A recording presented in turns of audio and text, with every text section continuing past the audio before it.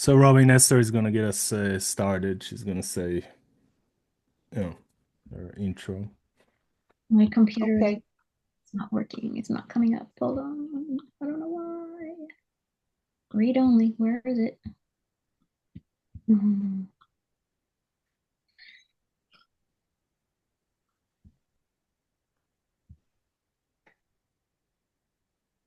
Anybody Sorry, has a guys. joke? Oh. No, but there was this one passage 94 from Bo, Hmm. that really spoke to me. I don't have Bo here with me, but it says about how, talks about leaders, and it says about how if a people or the world has good leaders, a good leader, then it's good for the world and good for the people. But if the leader is bad, it's bad for the world and bad for the people. The whole chapter is very interesting, as it says, Vai le'alma and Vai le'ama. You see it? Yeah. Tav Yeah, la'alma, tav la'ama. Ve'ila zakain, va'ila alma, va'ilama. yeah. Yeah, Yuda Dan was explaining that it's talking to us. We need to find our, where we are leaders to there are souls that are connected to us. If we are students at the center, even if though we're not teachers, just by being students and active students. So we try, we make effort, we try to give Zohar as just by this, it means that there are souls that are attached to us and they're depending on us. If we're doing spiritual work and we're progressing, they feel it in their life. And if we're lacking, and if we refuse to do our job, they feel that too. Mm, So the leadership, it's all of us. We're all leaders to who knows how many people. Could be a lot. right, right. Esther, did you find it? Yeah, sorry. The program was just glitching and it's just a big blank screen. Oh, So still? um it won't teleprompt it. So anyway, I'll just read it. Okay. Or now it's here. See, just I had to do a let go. That was why I'm like, Yeah, okay. there you go. No, I can't say that expression anymore. There's an expression called shoot the hostage. But in lieu of, Oh, current events in the world, it's a terrible expression, but it's from a yeah. movie. Who is it? Is it Keanu Reeves? Yeah, in Um, the movie Speed. yeah, and it's in Speed, and that's how he frees the hostage because the bad guy has the hostage, and he's got a gun to him. And so what the good guy does is, he shoots the hostage in the foot, and the hostage goes down, and he gets the bad guy. So Yeah, anyway, yeah, I remember it. yeah, yeah. So anyway, like I had to do a let go and say, okay, so I can't do my usual intro because I can't find it. It's not working. Okay, and then it's here. So, um, well, we're so glad that you're here, Robin, and we're going to start in Thank you. 5, 4, 3, 2, 1. Welcome to Kabbalah Conversations. We're so happy you dropped in to join us. Kabbalah Conversations is where students of the Kabbalah Center get together to have weekly conversations about how the energy of the week impacts us, how we navigate through its challenges, and face the opportunities that the universe brings to us this week, using the tools and the ancient wisdom of Kabbalah, which ultimately helps us connect to our soul's purpose and true fulfillment. Since you found our channel, we hope that something that you hear today inspires you and motivates you or helps make your week a lot better because of it. So, welcome to Kabbalah Conversations and welcome to my fellow Kabbalah students with our special guest, Robin. Yeah. Hi. So good to have you. As you were reading this, I was thinking, that talk that we do before we get started, Mhm. we could include that maybe in the YouTube also. Yep, It's Yeah, more raw. It's more, yep, for especially sure. when you talk freely. You're not expecting it to be recorded, and Right. that means it's more real. So Yeah. it's even better. I liked the conversation about Bo and about leadership. I was thinking right? about that when you were talking, us being leaders. I was like, how can I be more of a leader? Especially like, we're so passionate about spirituality. I think we're all here because we want to share how to connect with the creator. That's like overall, that's what we're all doing, right? We're trying to connect to the creator. That's what brings peace and fulfillment. So, how can I be a greater leader in my community or in my world or just in my family to do that? Right. And I think being a leader is like being an example. You want your kids to act a certain way, but if you're not being like that, if you're not being like the light and being like the creator, not being an example of what you want them to be like, then they're not going to get that message. So, Yeah. I have I heard something really, I think, unique definition for leadership from Yuda Dan that is not. I don't think you hear it anywhere else. Because, for me, I always question. Like we have a study group. Should I be the leader? Maybe somebody else should be. Who should be the leader? You know, am I the right person? And he said the the person who cares, who has the most care, should be the leader. It's not, and I'm not saying that I have the most care, maybe at a certain point I had more, maybe whatever. That's not what I'm saying. But it's a different way to look at leadership. You think, because also for me, I was like, can I speak in a certain way that the leader should speak? Can I get people to do what I want them to do? Is that what leader, there's so many things that when you think leadership, you think about. And he says everything else goes to, I don't care about anything. I don't know how you talk. I don't know people are gonna listen to you or follow you. And that's not my question. My question is, do you care, and do you care to care? Meaning, if you don't care enough, do you at least ask the creator to give you more care? And maybe mm, that's what it is. I can't say that I really care, but I can say that I care more than in the past, and that I'm working on it, and that it's my desire, and that I do ask the creator to give me care. So maybe that qualified me at the time, but it's a very different way to look at leadership, I think. Well, and it really helps you to see like it's not an ego thing, like you're just doing it to be the one in charge. It's that you see each individual as a soul, as a person, and you care about them. You care about the group and you want the betterment of each person. I mean, then you're coming from a soul place. Then you can channel, then you can, make an impact because you're doing it out of love. Yeah. In high school, I was a cheerleader and I wasn't very good. I had to work very hard to barely make the team. And like a few months into being on the team, there was this big cahoots, and the coach got fired, and half the team quit, and they were looking for a new captain. And they elected me to be captain. And I remember thinking, like, I'm the worst cheerleader there is here. But it wasn't that I was great at the actual thing. It was exactly that. It was that I cared and I was passionate about it. And I, cared about everyone being in unity. That was one of my biggest things. Like, I didn't care to have the loudest voice or I didn't know much, but I cared that everyone worked together and that everyone had a smile on their face and everyone was happy and everyone worked their best. And we learned that from Moses, right? Moses wasn't eloquent. He could barely talk, but he must have cared a lot. Big time. That's amazing. They actually talk about it in the Spiritually Hungry podcast. I don't know if we're gonna get to it, but I wanna hear something from Robin. Um,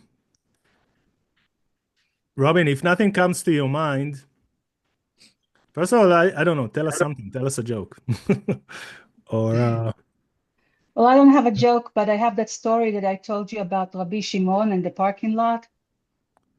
If you remember when I picked up my father from the airport, Rabbi Shimon is a very go-to thing to me. Sometimes it's as simple as I will be talking to my father, or I'll be getting ready to talk to my father, and it takes some preparation. And my dad is very special, very, very special. And I'll be like, oh, Rabbi Shimon, please. Just make him receptive, make the conversation go nice and easy, you know. And so I was picking my dad up from JFK Airport last year, I think Robin, it I want to was. stop you for 1 second. Mhm. Sorry about that technical thing. I did it too before. Can you move the Zoom you on a computer? Because I want to see like you looking at us. Yeah, if you, Oh, yeah, Right that's there. Yeah, perfect. perfect. Perfect. okay. It's Because I much was better. looking at you. Yeah, I Okay. know. Yeah. So what I Kind do of is I shrink the Zoom window, and then I see everybody in the center, and it helps the Oh, eyes. I have no idea how to do that. Oh, okay, You're but good. whatever you did, it was But good. okay, That's I'll look perfect. at the camera. I Perfect. mean, in So acting, you they say were never look at the camera when you're acting. Yeah. so you were So, telling us about your dad, and I'm sorry I interrupted. okay, so I was picking up my dad from JFK Airport about a year ago. And I parked the car. It was the long-term parking because they're redoing the whole thing. I don't know if they finished or not. Knowing New York construction, they're probably going to be working on it for 10 more years. But I picked him up and I parked the car in this long-term parking. And first we took the tram. We went to completely other direction. I'm like, Rabbi Shimon. So we come to the parking lot and the car is not where I left it. The car is just not where I left it. And I'm like, we're looking for it, and it's cold. It was March. It was cold. And my dad just flew 14 hours from Israel or whatever it was, and he's tired. He's 85 years old and he's tired. And I'm like, I don't know where the car is. I don't know where the car is. So I took out my little Pinchas and I'm like, Rabbi Shimon, I need you. Rabbi Shimon, that would be a good time to help me. It was just funny. I mean, the So for parking lot whoever was knows, empty. one more interruption. When Robin is talking about the Zohar, it's like something like this. It's a pocket size Zohar, and it has a lot of light in it. And the author of it lived 2,000 years ago, named Rabbi Shimon. And Robin sometimes call out to Rabbi Shimon to help her, and he helps her. So that's the story. I'm just giving the background. Sorry about that. So you don't know where you parked, and I have no you're idea where I asking parked. for help.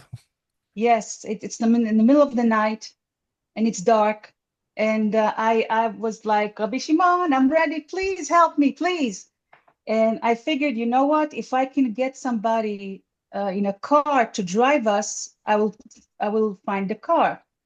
And a lady comes along and she's like, is everything okay? I'm like, no, I can't find my car. I can't find my car. And I said, look, to do us a favor, if we get into the car, can you just drive between the lanes until I find it? It turned out that the parking lot was two parts, from one side of the tram and the other side of the tram, and I went to the wrong side. So we went to the other side. She said, there's another side. Maybe your car is there. And as soon as we started driving, like it was like, and I found the car. And I was like, thank you, Light. Thank you, Rabbi Shimon. It was just, I mean, it was not funny at the time, but it's funny to look back at it, the way I was talking to the air. And it was just, yeah, my dad was just like looking at me. I'm like, it's don't interfere.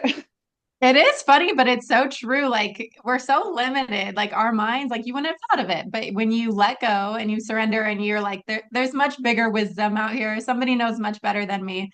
Let me interact with those forces. Then yeah, then you can solve things a lot faster, right? You have help. Yeah.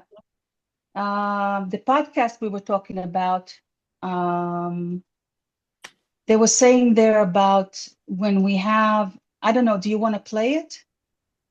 Sure. As a Yeah, shoot right now. yeah, let's do Okay. it. Yeah, And yeah, and because I was before I we was I play was it, listening to it and then I had a revelation. okay, so let's do that. 1 second. Share.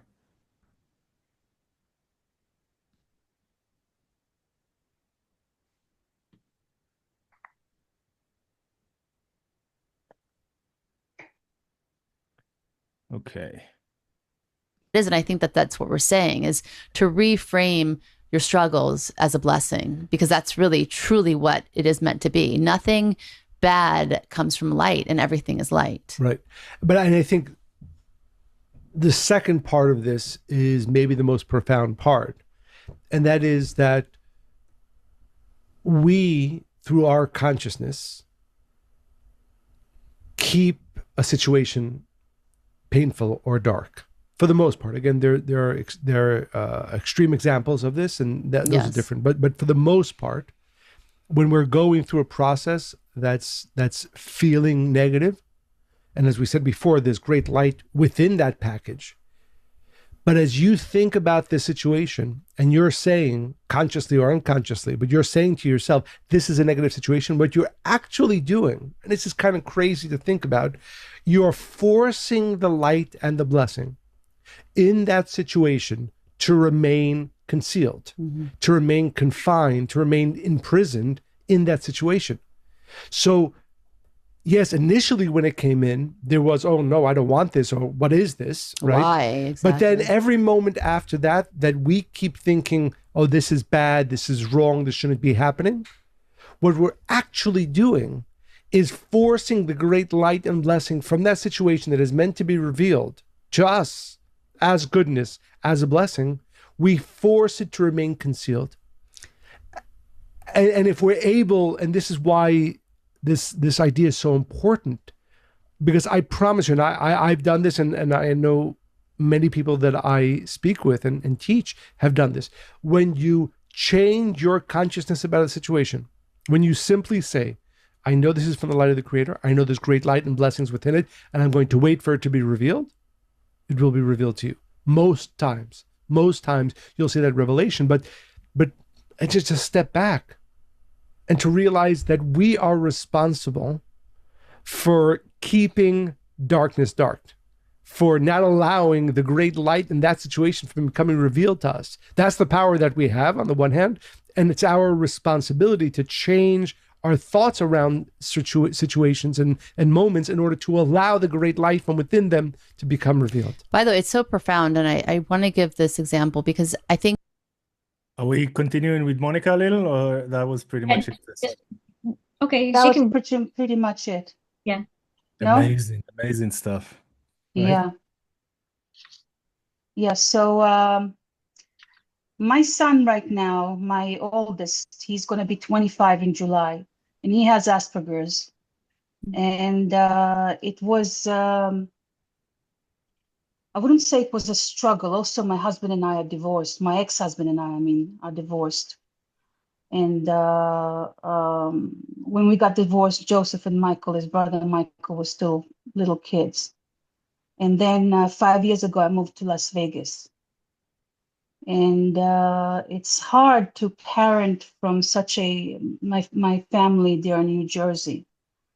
And it's hard to parent from such a long distance, but I do my best. It just, this is what life gave me, and you have to do your best in the situation.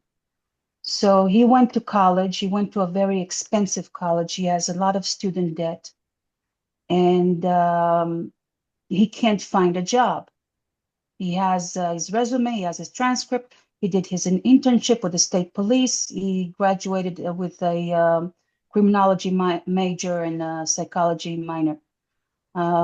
So I pray for him. I do the Zohar calls every evening.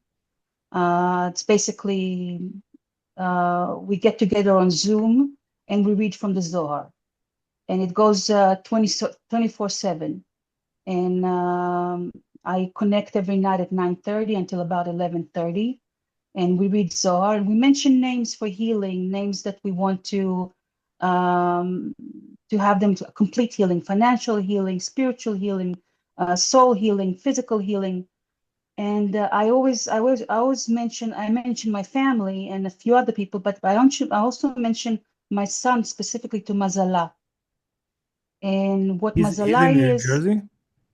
Yes, he's in New Jersey with my other son, and my parents are also there. They live with my ex. At the time when we got divorced, it was unfeasible for me to keep the children.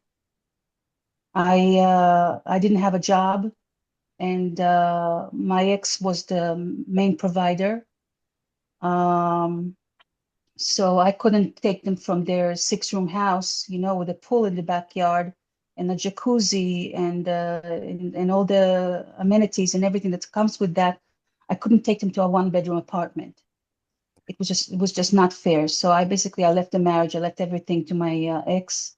I just left the marriage just with my kids, knowing that they will be provided for. It was a very hard decision, but it was what it was.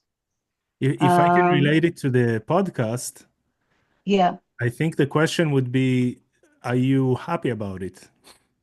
no, Meaning, do you see this as like they were talking about fears, I think, but a negative situation is occurring, and what did we just hear? He said, we in our mind, when we decide that it's negative, we force it to stay negative, no? How right, right, Yes. or we say, actually, this is good. I don't see it yet, but it's good. You change your consciousness about it.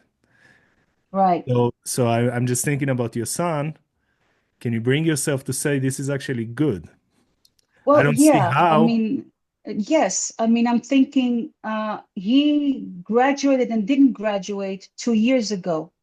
He was missing a course and his internship. And for 2 years, nothing happened. But then his father retired and he found his internship and he found his extra course that he was supposed to take for graduation.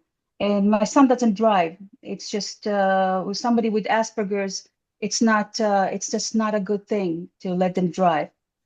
And my even ex and even I, without the specifics, just in your mind, do you see it as good? Forget about the specifics, how it is good, or I don't see how it's good, or maybe I see well, the something that is delay, good, but the rest is bad. No, can you decide that all of it is good? yeah, yeah. I mean, You the just don't delay see was it. good It's going to because be revealed. his father was there to drive him. My father was there to drive him because his father retired, so he didn't have to go to work every day at 3 o'clock in the morning.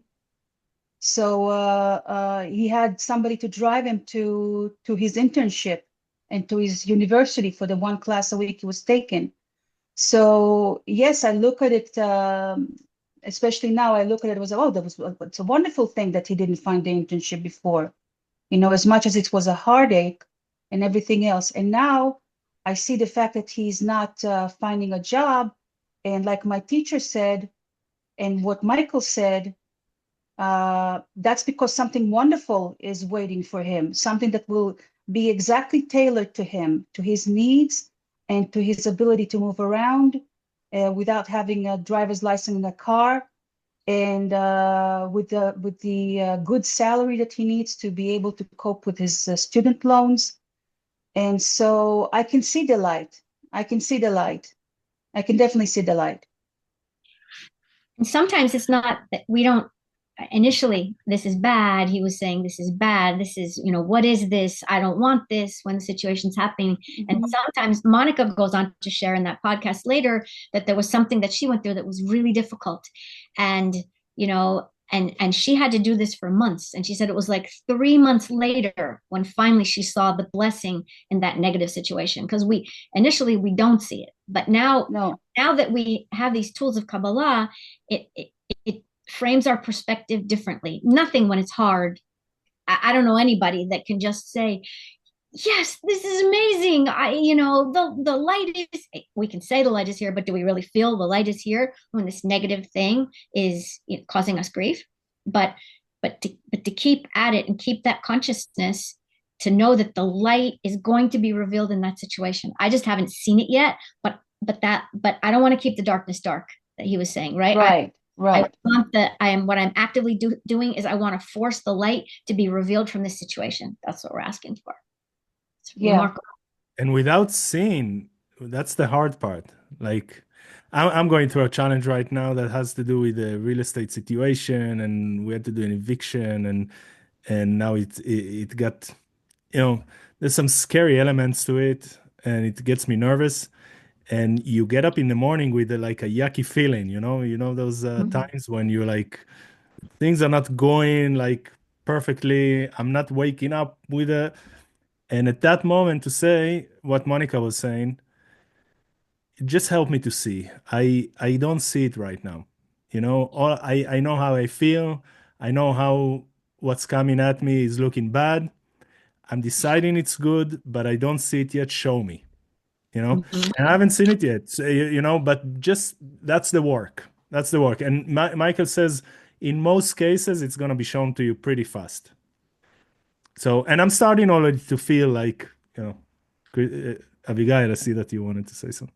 I was curious when you're looking at your challenge, like the eviction, whatever the mess is, are you looking at what the light is, like how you're going to get out of it, or are you looking at how you're growing in the process? Because lots of times I find the light is just in the day, like, oh, wow, I faced this challenge and it forced me to be more powerful, or it pushed me to be more Sure. whatever. So even though, like, I don't even know the result of this exact thing, but I see that I grew a lot in it, and that's the light. Definitely. That's one aspect to it. There's more. There's like grow your certainty. There's become strong. There's a million things that's why the light is giving me the situation. He sees the million things. I don't. But it's enough for me to say, it's hard for me right now. I fall into doubts. I need your help. Give me certainty and show me why you brought this to me. Yeah. So And that's and kind with of my goal. that, show me how to make the most out of it. Show me how to be the strongest. Show me what the challenge is. Show me what you're trying to push me to become. Because rather than just letting it push into us and eventually getting stronger, if you can kind of see the lesson you're supposed to learn in it, you can probably expedite it a little bit, you know? Beautiful. Mordechai, my teacher, taught me something new. I wonder if I should share it. It could be, you know, um, anyway, go on. I'll if I see how to put it Uh, into words, I was curious because it's a new moon today. If anyone had any wisdom on the new moon of Aquarius this month. I listened to Yehuda Dan's After Midnight study yesterday. I connected with that on the One House and on Kabbalah.com. And he was talking about, also Michael was talking about it when we met and we saw the lecture with Michael and Monica and the astrological forecast. But Yehuda was talking about the bucket, also that the bucket is basically empty and you have to dig deep to be able to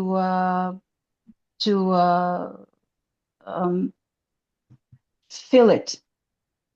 You have to dig deep because it's not just going to be something that's lying around. The light, the water in the bucket exists for one purpose. It exists to carry water. But if the bucket remains empty, basically you're denying yourself the light that you can carry, the water that you can find. But you have to dig deep in it for it, and it's there if you can find it. So that's what I took from it. What does it mean for us to dig deep? The water bearer, Aquarius is the water bearer, so it's got the water and the bucket. So what does it mean for us to dig deep? What does it mean for you? Well, it means basically removing a lot of layers of darkness from a situation to see the light, to break through these layers, these klipot, to find the light. It might not be on the surface. On the surface, I'm afraid and I'm skeptical and I'm exhausted and I'm it's hard to have faith and it's hard to be optimistic. But if I dig deep and I dig with the Kabbalah tools and everything that I learned through the years, I know that there is a reason behind it. I know that it's because something is better that's waiting for me around the corner to be revealed. And if I don't let the light in there, if I keep all the layers on it, then how do I expect to receive the light, to find it, basically? the flow of endless blessings to be able to come to us. That's the water. In Kabbalistic astrology, we should explain it's not like horoscope astrology. Kabbalistic astrology is that you're born during a certain sign, and it gives you like a map of things that you came here to work on. It gives you special powers that help you to navigate through life, but it also gives you things that you need to work on in this life. And some of the blessings that Aquarius can give us is to really, we can access the unseen, we can see things into the future before other people can see them. We can to think more out of the box this month, not be so limited and regimented and do things the same way we've done them. And, one of the things that Aquarius struggles with is personal one-on-one relationships. They want to save the world, and they're thinking about the big picture, but their family, that was something that was stressed in one of the lectures, that, you need to have quality time, one-on-one time with your family members, with your close friends, and not just be, okay, I'm saving the world and I have these great ideas. The great ideas. This is the great month to start things because if you have an idea, start it. This is fertile ground for new beginnings. Amazing. Oh, right. Amazing. Look, the time flew by. I think we're getting close to like where it did hit a half hour or so. But a thought that came to me as Esther was speaking. First of all, happy Aquarius new moon to our Aquarius. Amazing person, Esther. Robin's Why? Aquarius too. Wait, no. Happy Oh, Robin. birthday. No, I'm a Virgo. No, what? okay, so that's what I thought. Oh, Yeah. Happy birthday, birthday, Esther, in Esther. advance. Thank Yeah. Soon, happy birthday. But what I wanted to say is, I was thinking, as an Aquarius, you know that they say when somebody gets married, on their day they can give blessings. When somebody has a birthday, you can probably. So I was just thinking, you're Aquarius. This is your month. This is a Rosh Chodesh, new first day of the month. I want to try something. I want to read a verse of the Zohar. I want to see if you can close your eyes and spit out a message that you have for us, if it comes out. Just No if it pressure. comes out, try to neutralize yourself, your brain. Don't come from your brain. If something comes out, spit it out. Otherwise, you don't have to. It's not necessarily, something that's going to happen. But connect to your heart. Just ask your heart if it has a message for us. והייתה נינה, העל בהוא יאורה, תקיף ואזיל ושעת העל גו ימה, ובלה נונין לכמה זינין ושליט, ותב להוא יאורה, אילן תשעה יאורין נזלין וסלקין וסחרנה, כמה אילן ועשבין לזיני הוא, יאורה קדמה.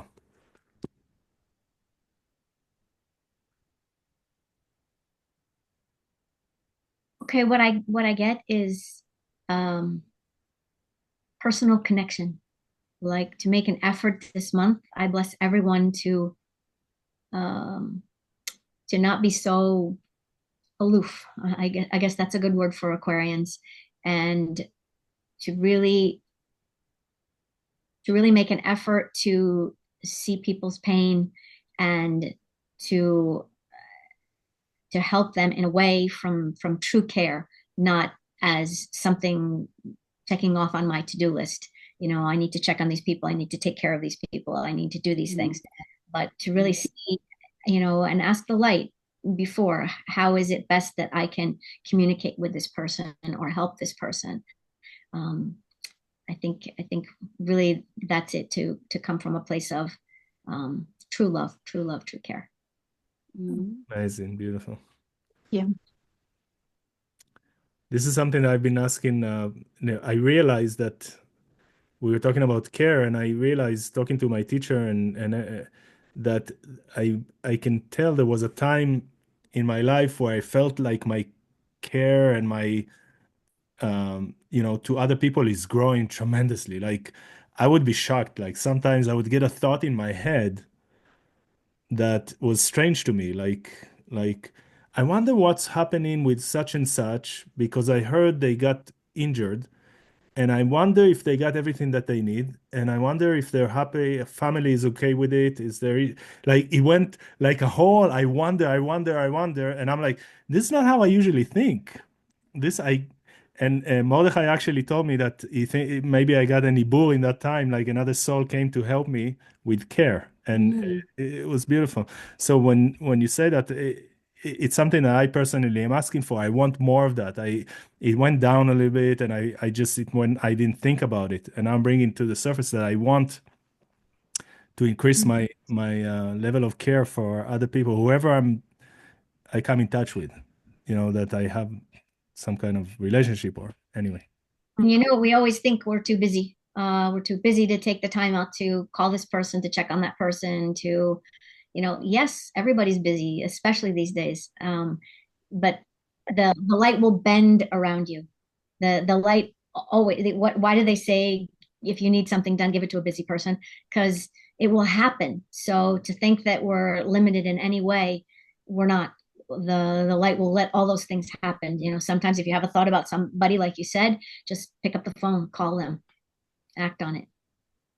Yeah, yeah. Sometimes I get a feeling that so and so needs an ear to listen or a shoulder to cry on, and or I get a feeling that this person is not feeling good, and I need to check on them.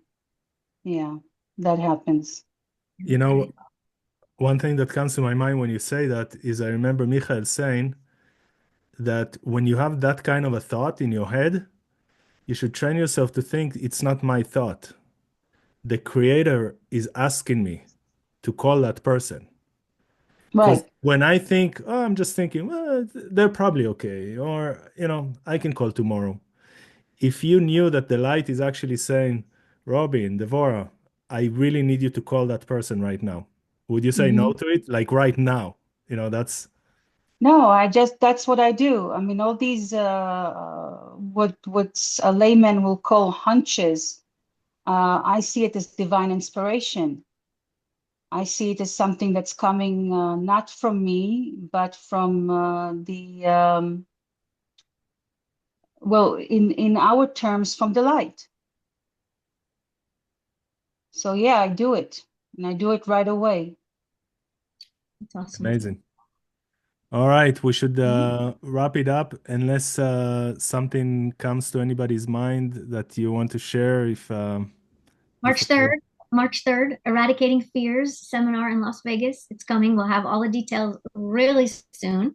But I'm so excited about this, first in a 4-part series with live teacher in Las Vegas. So Awesome.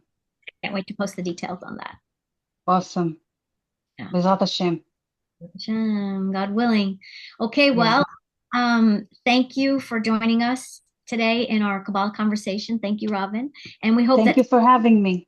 Thank you. We hope that something that you heard today makes your week better because of it. And if you're looking to learn more, we've included resources, lessons, podcasts from the Kabbalah Center on our page in the highlights so that you can continue to connect during the week. Please tell your friends and share this page with everyone you can think can benefit. We're so excited to grow our community and very soon to have live in-person events as well. So please feel free to ask questions, drop a comment below if you'd like to join our waiting list for the next live class. We wish you an amazing week and look forward to seeing you next week. Happy month of Aquarius. Yeah. Bye. Bye, everyone. Thank you. Bye.